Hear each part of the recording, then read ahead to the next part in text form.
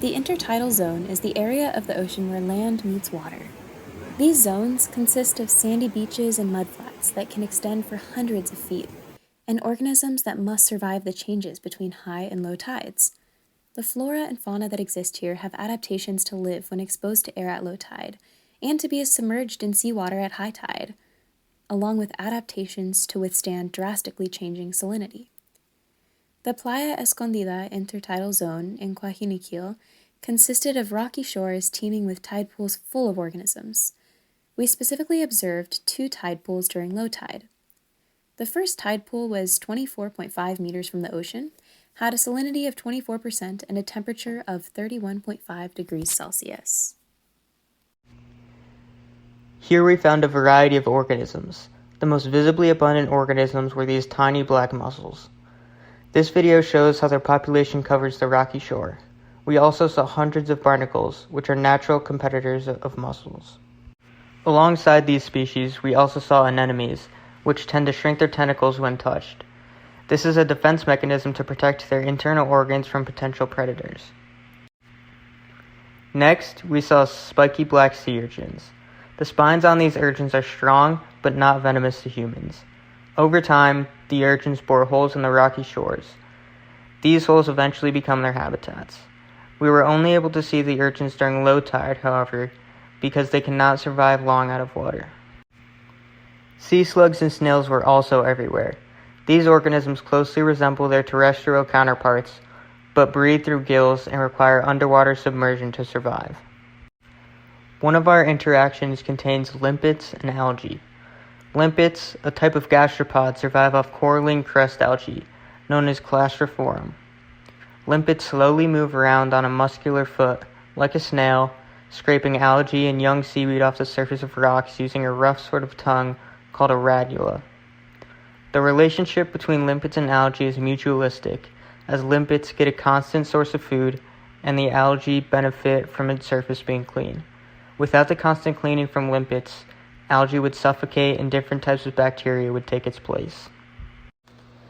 Isopods are a type of marine invertebrate that belong to the group known as crustaceans. Some other organisms within this group include crabs and shrimp. Another example is isopods taking parasite in hermit crabs. Over 185 species of parasitistic isopods infest hermit crabs worldwide. These isopods attach to the abdomens or inside of the branchial cavities of hermit crabs. Due to their parasitistic existence, the isopods are highly modified from the typical isopod form. Think of pill bugs, exhibiting non-motile legs used to clutch onto the host.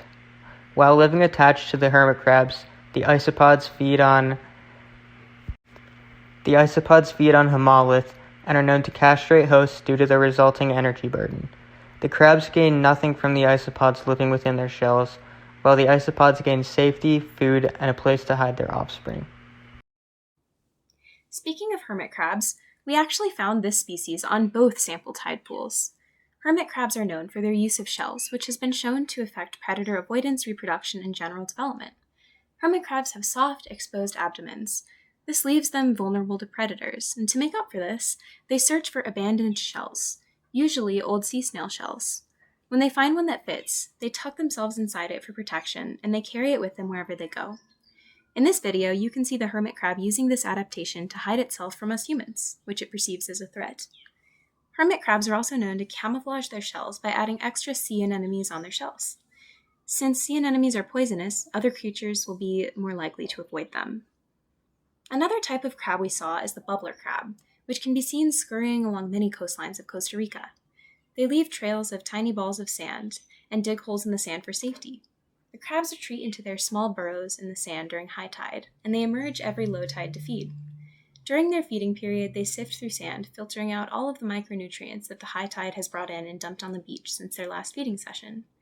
They consume the nutrients in sand through the bottom of their adapted mouths. You can even see the small trails that lead back to their burrows, with the little balls of sand stacked up on either side. We also saw fiddler crabs, which are distinguishable by the large claw of the male. This claw is not a functional adaptation, but a reproductive one.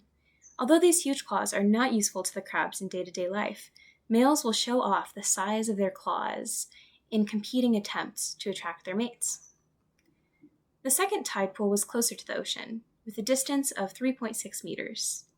This inevitably had a slightly lower salinity of 23% and a temperature of 30.4 degrees Celsius. Since it wasn't exposed to the sun for as long, it makes sense that it would be cooler and that less water would have evaporated from it. Here you can see a group of temporary occupants of the beach, not searching for prey, but searching to satisfy their curiosity. Next, we'll hear from this particular human, Tana. In the second tide pool, we found organisms like the beautiful and unique star anus urchins. We also found fireworms, which we learned adapted to cause a stinging sensation as they are touched to defend themselves in this harsh environment. They also interact in this zone by eating detritus and anemones.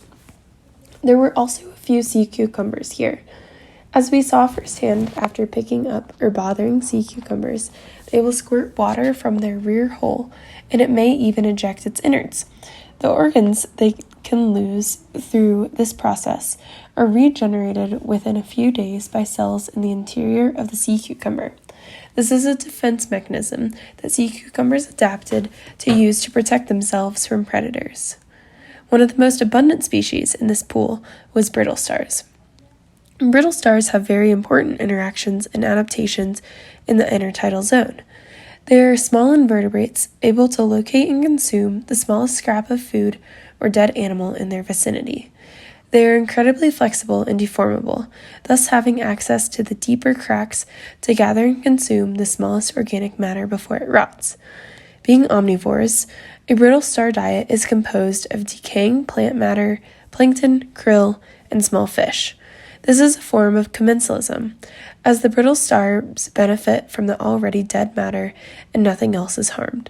They use their arms to get a good hold of their food before pushing their stomachs through their mouths to consume their prey. Consumption, digestion, and excretion all happen in one opening, as ophiuroids do not have an anus. Brittle stars also play an important role in the food web. They are known to be seafloor ecosystem engineers, as they reshape the seafloor sediment surface and influence the distribution of other seafloor species. Brittle stars also have an interesting adaptation to survive in this area. They will often purposely lose an arm in an attempt to distract and escape from a predator. The process of regrowing a limb is called regeneration. When the brittle star's body splits, it initially covers the exposed wound with a protective layer of specialized skin cells. With the wound covered, it can then attend to the rebuilding process, which is slightly different from species to species. In general, regeneration involves cell transformation. Each cell in the body has a given role or function. A muscle has the machinery to contract, a nerve cell the ability to conduct electrical signals.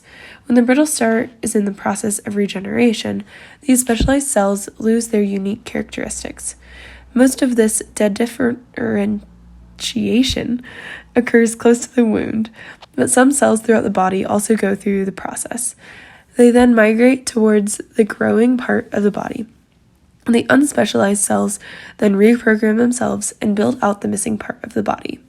Regeneration can take months in some species, and this is why it is common to see brittle stars with partially grown arms. We learned so much on this field trip about the ecosystems of rocky shorelines in the intertidal zone, about the types of species that live there, their adaptations, and how they all interact with each other. So we'd like to extend a huge thank you to the rest of our classmates who helped us in capturing data, identifying organisms, and finally a huge thanks to Professor Sonia for being such a wonderful guide to all of the life that's out there in the intertidal zone.